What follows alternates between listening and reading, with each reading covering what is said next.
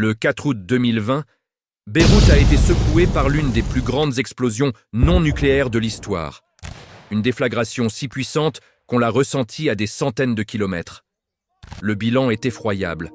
Plus de 200 morts, des milliers de blessés et une partie de la capitale libanaise réduite en ruines. Mais comment une telle catastrophe a-t-elle pu se produire? Est-ce un simple accident, un acte malveillant ou quelque chose de bien plus complexe et systémique? Aujourd'hui, nous allons plonger au cœur d'une histoire de négligence institutionnelle.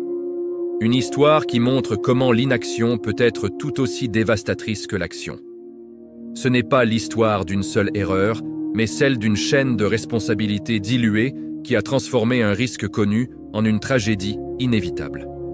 Tout commence en 2013, lorsqu'un navire nommé le Rosus, battant pavillon moldave, fait une escale imprévue au port de Beyrouth. À son bord, une cargaison extrêmement dangereuse, 2750 tonnes de nitrate d'ammonium, un composé chimique utilisé pour les engrais, mais aussi comme explosif. Le navire est en mauvais état, et après une inspection, les autorités portuaires l'immobilisent. L'équipage est finalement rapatrié, mais la cargaison, elle, reste à quai. Le propriétaire du navire, un homme d'affaires russe, semble s'être volatilisé. Personne ne vient réclamer cette marchandise hautement volatile. En 2014, face au danger que représente ce navire abandonné, les autorités libanaises décident de décharger la cargaison et de la stocker dans le hangar numéro 12 du port. Et c'est là que le nitrate d'ammonium va rester, pendant près de 7 ans, comme une bombe à retardement au cœur de la ville. Vous vous demandez peut-être comment a-t-on pu laisser une telle quantité d'explosifs dans un simple entrepôt aussi longtemps? La réponse est aussi simple que terrifiante. Tout le monde savait. Dès 2014, les responsables des douanes, conscients du danger, commencent à envoyer des lettres. Pas une, pas deux, mais au moins 6 lettres adressées à la justice libanaise entre 2014 et 2017. Le directeur des douanes, Badri Daher, alerte à plusieurs reprises sur le danger extrême que représente ce stock. Il propose plusieurs solutions. Réexporter la marchandise, la vendre à une entreprise libanaise d'explosifs, ou même la confier à l'armée. Chaque lettre est un appel à l'aide, une tentative de se décharger d'une responsabilité qui le dépasse. Mais que se passe-t-il lorsque ces lettres arrivent sur le bureau des juges? Rien. Ou plutôt si, quelque chose se passe, le dossier est transmis.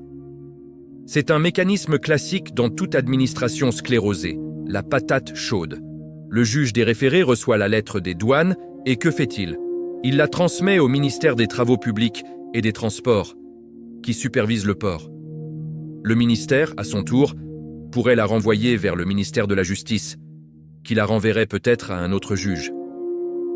La responsabilité est sans cesse repoussée, diluée dans un dédale administratif. Personne ne veut prendre la décision finale, celle qui engagerait sa propre responsabilité. Chaque maillon de la chaîne se contente de faire suivre le dossier, se disant que ce n'est plus son problème. C'est un ballet bureaucratique parfaitement orchestré où l'objectif n'est pas de résoudre le problème, mais de s'assurer de ne pas être celui qui devra en assumer les conséquences. Pendant ce temps, au port, la vie continue. Les employés savent que le hangar 12 abrite une marchandise dangereuse. Certains s'en inquiètent, d'autres s'y habituent. Le danger, lorsqu'il est constant et visible, finit par devenir banal. C'est un phénomène psychologique bien connu, la normalisation du risque. Le nitrate d'ammonium est là, juste à côté des bureaux, des zones de stockage d'autres marchandises, des silos à grains qui nourrissent une partie du pays. Il devient une partie du décor. L'urgence des premières alertes s'estompe avec les années. On imagine que si c'était si grave, quelqu'un aurait déjà fait quelque chose, n'est-ce pas? Cette illusion de sécurité est tragique. Chacun pense que quelqu'un d'autre, plus haut placé, plus compétent, a la situation en main. Mais en réalité, personne n'a le contrôle. La chaîne de commandement est brisée. Les services de sécurité, comme la sûreté de l'État, sont également au courant. Ils rédigent des rapports, ils alertent leur hiérarchie. En 2019 et début 2020, quelques mois seulement avant l'explosion, de nouveaux rapports sont envoyés au plus haut niveau de l'État. Ils parviennent jusqu'au bureau du Premier ministre et du Président de la République. Le président Michel Aoun a lui-même reconnu avoir été informé en juillet 2020, moins d'un mois avant le drame. Il a déclaré avoir demandé à son conseiller militaire de faire le nécessaire. Mais qu'est-ce que faire le nécessaire dans un système où personne ne veut agir? Cela signifie, encore une fois, renvoyer la responsabilité à un autre niveau. Le dossier redescend la chaîne administrative pour se perdre à nouveau dans les méandres de la bureaucratie. Ce qui est fascinant et tragique, c'est que la catastrophe n'est pas le résultat d'un secret bien gardé. Au contraire, elle est le fruit d'un secret de polichinelle. Tout le monde savait, les douaniers, les juges, les ministres, les services de sécurité, jusqu'au sommet de l'État. Et c'est précisément parce que tout le monde était au courant que personne ne s'est senti personnellement obligé d'agir. C'est ce qu'on appelle l'effet du témoin, ou la dilution de la responsabilité. Quand un grand nombre de personnes est témoin d'un problème, la probabilité qu'une seule personne intervienne diminue. Chacun pense que quelqu'un d'autre va le faire. Ici, ce phénomène s'est produit à l'échelle d'un État entier. Pire encore, prendre une décision aurait été risqué. Réexporter la marchandise? Cela coûte cher et implique des procédures complexes. La vendre? Il faut trouver un acheteur et gérer la transaction. La détruire? C'est une opération délicate et coûteuse. La confier à l'armée?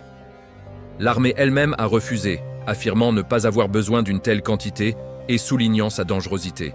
Face à ces options, toutes impliquant un coût, un effort et une prise de risque politique ou juridique, l'option la plus simple, la plus confortable, était de ne rien faire. Le statu quo, même s'il était dangereux, était moins coûteux à court terme que l'action. Et dans un système politique miné par la corruption et l'inertie, le court terme l'emporte toujours. Le 4 août 2020, l'inévitable se produit. Un incendie se déclare dans le hangar 12. La cause exacte reste débattue, mais certains rapports évoquent des travaux de soudure effectués sur une porte du hangar, ce jour-là. Des étincelles auraient pu enflammer d'autres matériaux inflammables stockés à proximité du nitrate d'ammonium. Les premières fumées, puis une première explosion, et enfin, la déflagration cataclysmique qui a soufflé la ville. La bombe à retardement, que des dizaines de responsables avaient ignorée pendant 7 ans, venait d'exploser. L'inaction s'était transformée en destruction massive. Le confort du statu quo a volé en éclats, emportant avec lui des vies, des maisons et l'espoir de tout un peuple. L'explosion du port de Beyrouth n'est donc pas un accident. C'est le symptôme d'un État en faillite, où les institutions ne fonctionnent plus pour protéger les citoyens, mais pour protéger les responsables eux-mêmes. C'est l'histoire d'une responsabilité si largement partagée qu'elle n'appartenait plus à personne. Chaque lettre envoyée, chaque rapport rédigé n'était pas une tentative de résoudre le problème, mais une façon de se couvrir, de pouvoir dire un jour « ce n'est pas ma faute, j'avais prévenu ». Mais quand tout le monde prévient et que personne n'agit, tout le monde est coupable. Aujourd'hui, l'enquête piétine, entravée par les mêmes ingérences politiques qui ont mené au drame. Les familles des victimes se battent pour la justice, mais se heurtent à un mur de silence et d'impunité. L'histoire du port de Beyrouth est une leçon terrible sur les dangers de l'indifférence et de la lâcheté institutionnelle. Elle nous rappelle qu'ignorer un problème ne le fait pas disparaître. Au contraire, cela lui permet de grandir, de s'envenimer, jusqu'à ce qu'il explose au visage de tous. C'est une cicatrice béante au cœur de Beyrouth et un avertissement pour nous tous. La plus grande menace n'est pas toujours celle que l'on ne voit pas, mais parfois celle que l'on choisit de ne pas regarder. Merci d'avoir suivi cette vidéo. Si ce sujet vous a intéressé et que vous souhaitez en savoir plus sur les grands événements qui façonnent notre monde, n'hésitez pas à vous abonner à la chaîne et à activer les notifications. Votre soutien nous aide à continuer ce travail d'analyse. À très bientôt.